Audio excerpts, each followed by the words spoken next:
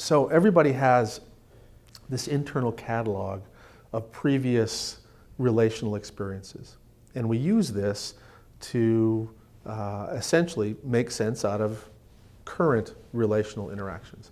And if you were lucky enough to have consistent, predictable, nurturing, and attentive caregiving, and then had a whole bunch of people in your life who were kind and supportive, you basically have this association that you've made about people, that people are safe and predictable and so forth.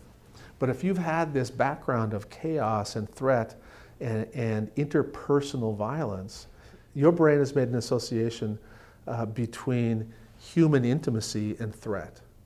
And so whenever people get close to you, you will feel fearful and you will do things that are defensive. You'll either flee, or you'll shut down, or you'll fight. And we've talked about these different adaptive responses, but one of the manifestations of that fight component is that when people get too close, you'll literally lash out at them. You'll call them nasty words, and you'll say things to a parent who earlier in the day you crawled into their lap. You'll say things like, "I hate you, I want to kill you." And of course that's very confusing to the adult, but basically what it is the child is essentially trying to push you away to get to a safe distance. And then the irony is, of course, is that these kids are also sensitized to abandonment. So when the child feels that they've pushed you too far, and you say, "All right, fine," and you go to your room, then they follow you screaming and crying. They're equally dysregulated and fearful of abandonment. So the parent begins to feel like they're walking on eggshells. They don't know, should I be affectionate? Should I be distant? Should I do whatever? And it's an incredibly challenging situation for parents. But once they learn a little bit about the intimacy barrier and how to manage it, they learn things like be present, but be parallel. And allow the child to control the process of intimacy.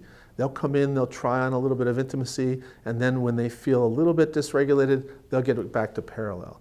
And so this is the kind of thing that you see, like taking a ride in the car, and there'll be the pattern, repetitive, rhythmic experience of the driving, and then they'll feel comfortable talking. Or walking with them, and then they'll become more comfortable being intimate and open when you're walking with them. Or doing some other activity in parallel with them. This is, again, one of the most important skills to develop as a carer or a parent of a child who's had these backgrounds. Learning how to be present and giving the child control over the process of engagement. And when you learn how to do it, it can lead to this cascade of really positive interactions.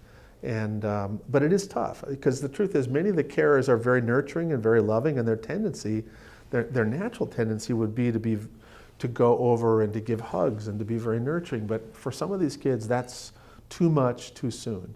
And it leads to these aggressive and hurtful interactions.